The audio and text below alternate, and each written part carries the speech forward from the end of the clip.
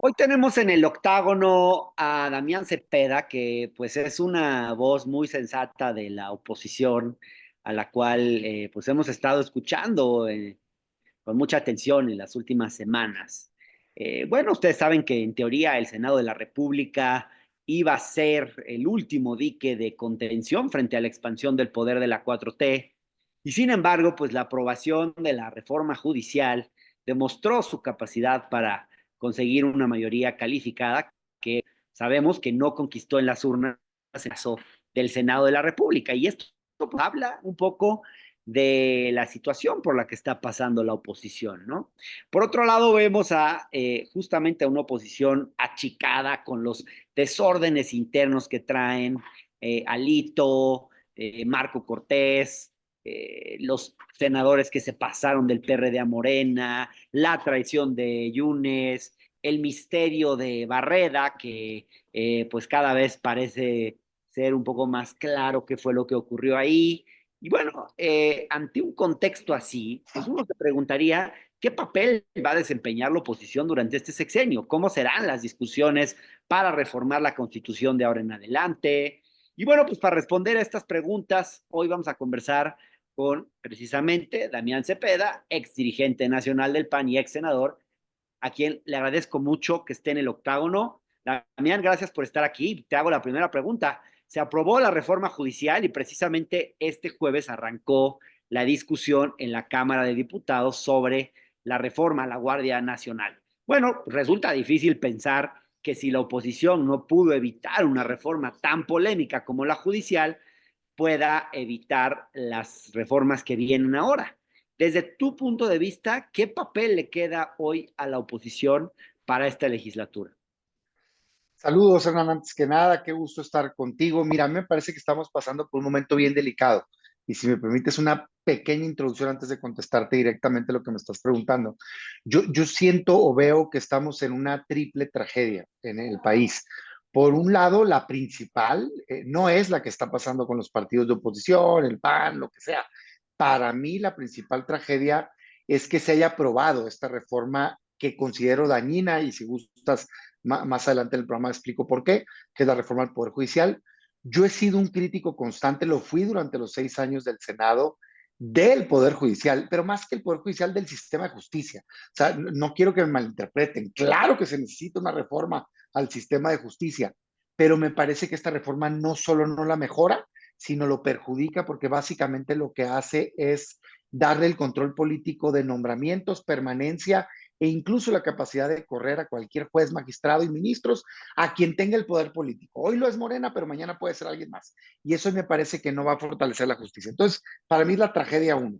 La tragedia dos es el gobierno y de esto tú acabas de escribir, entiendo que no le gustó mucho a los simpatizantes de quien está gobernando, pero así pasa, pues cuando uno hace una autocrítica, créeme que te entiendo porque suelo recibir agresiones de la propia oposición cuando doy la razón a algo que hace el gobierno o cuando digo es que nos estamos equivocando nosotros y Uta, o sea, son más duros, ¿no? Con alguien de casa. A mí me parece que el gobierno perdió en esta reforma porque creo que hizo algo que había prometido no hacer. Eh, Uno de los males más detestables del pasado ha sido en México el uso político de la justicia. Y a mí me parece muy pues, lamentable, irónico, una hipocresía el que se logre una reforma que dice que quiere mejorar el sistema de justicia, pero que se logre doblando al sistema de justicia. Eso es algo que Morena prometió no hacer. Y al hacerlo pierde. Yo no comparto esta idea de que tienen una superioridad moral, pero entiendo que lo decían, pues, tener. Si la tenían, la tiraron a la basura porque usaron las mismas prácticas y eso me parece a mí una tragedia también como una segundo. Y en un tercer caso, pues la tragedia de la oposición. Y perdón que me haya alargado, pero entro a lo que me estás preguntando. Y aquí, pues yo Adelante, sí adelante. soy parejo, pues, o sea, es una tragedia, la crisis brutal que tiene la oposición, incluido el PAN, pero no solamente el PAN, o sea, yo no le voy a sacar la vuelta, claro que el PAN tiene una crisis brutal, pero es toda la oposición, porque hoy tristemente dio el voto un legislador del PAN, pero unas semanas antes habían sido dos del PRD. Unas semanas antes en la Ciudad de México se habían doblado uno del PRI, uno del PAN y uno del PRD para darle dos terceras partes que Es no había dramático. tenido. En los estados, en Durango, gobernado por el PRI, le dan los votos, ¿no? En, la, En en el Oaxaca. pasado, en el pasado, la extensión de la militarización se la dio el PRI con sus votos a Morena. La contrarreforma educativa, que yo entiendo si quien le va a Morena cree que es correcto, pero desde la oposición se supone que veíamos que no. La contrarreforma educativa se los dio el PRI. Los nombramientos incondicionales se los dieron distintos legisladores, incluyendo al PAN, pero también el resto de la oposición. Entonces, yo sí creo que la crisis es de toda la oposición, que desgraciadamente tiene perfiles débiles al interior que se doblan ante investigaciones o acusaciones que pueden ser fundadas o infundadas, ¿eh? De las dos hay, y yo no soy ni juez ni fiscal, de las dos. La tragedia es que tengas elementos tan débiles que no puedan aguantar ese tipo de persecuciones y que ponen por delante intereses personales como salvarse al interés pues, del país, cuando nosotros creemos que se está aprobando una reforma dañina, como fue este caso. Entonces, yo sí veo una triple tragedia, ¿no? Claro, Damián, ¿cómo estás viendo a los liderazgos de los partidos? Digamos, después del fracaso de 2024, ¿cómo es posible que la oposición siga estando encabezada pues, por personajes como Alito Moreno, por Marco Cortés? ¿No es esto escandaloso? Porque yo veo otros países donde pues el que pierde tiene que dar un paso al costado, no seguir al frente. Fíjate que déjame hablar por el que pertenezco, ¿no? O sea, tengo una voz muy crítica de los demás, creo que lo he hecho público más de una ocasión, pero déjame hablar desde el que pertenezco, pues que me tocó dirigir, que es el PAN. Pues verdaderamente estamos viviendo un momento que yo lo pongo como que está herido de muerte el PAN. Y si no entra a cirugía mayor, de hecho creo que tiende a la irrelevancia política. De hecho ya estamos, ¿no? En términos de votos, pero va a tender a desaparecer, no el día de mañana, pero sí dejar de ser una opción, pues, de cara al futuro. Creo que el PAN o se reinventa o se muere como opción política. Y lo vengo diciendo no ahorita, o sea, ahorita se lo escucho a varios decirlo y qué bueno, pero lo dije desde hace 3 años, pues, ¿no? Lo dije antes de que empezara el proceso de renovación de la dirigencia, Hernando. Yo les decía, oigan, no podemos seguir por el mismo camino. Fíjate, atendiendo a lo que tú me decías, si tomamos el 2024 como resultado, es que no se ha querido aceptar, pero fue un terremoto político. Claudia Sheinbaum, la presidenta electa, tuvo casi el 60% de los votos. Eso es aplastante. O sea, no se veía, y perdón por el paralelismo, sé que es otro México, pero y sé que se logró distinto. No estoy queriendo compararlo en términos de candidatura, sino en términos del resultado. Ese resultado no se veía desde Miguel de la Madrid, pues. Y era otro México que no tenía pluralidad, que no tenía un INE, ¿no? Era otro momento. Hoy se logra, lo que quiero decir es que regresas décadas atrás en términos de dominio de una fuerza política. Eso se tradujo, desgraciadamente, y sé que está muy debatido el tema, pero se tradujo en dos terceras partes en la Cámara de Diputados por este tema de sobrerepresentación, que en efecto no es la primera vez que se aplicaba, era la regla que se venía aplicando, a mi juicio mala, ¿no? Nosotros Claro. la impugnamos desde el 18, pero tengo que aceptar que era la regla que se estaba aplicando y da como resultado dos terceras partes en la Cámara de Diputados y casi dos terceras partes en el Senado. Pero ni siquiera es la principal tragedia, Hernán, porque el problema fue que en el mapa político nacional, este terremoto político, fíjate lo que generó en la mitad de los estados en 16, toda la oposición, toda, no nomás la alianza, también MC, toda, nadie le logró ganar un distrito federal a Morena. O sea, ganamos cero.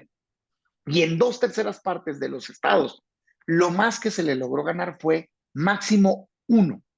O sea, te Sí. habla del dominio territorial. Bueno, ante eso, es increíble que los partidos no reaccionen. Yo le hablo al mío. O sea, no puede ser que veas eso y sigas echando culpas en lugar de hacerte cargo, pues, y hacer una crítica profunda, constructiva, en donde digas, muy bien, si yo vengo perdiendo de 2018 para acá constantemente terreno, si la ciudadanía ha rechazado mi opción política para representar esa esperanza que tienen de un buen gobierno, tengo que aceptar qué es lo que estoy haciendo mal y cambiar en consecuencia, pues, porque si no, vas a seguir por ese camino.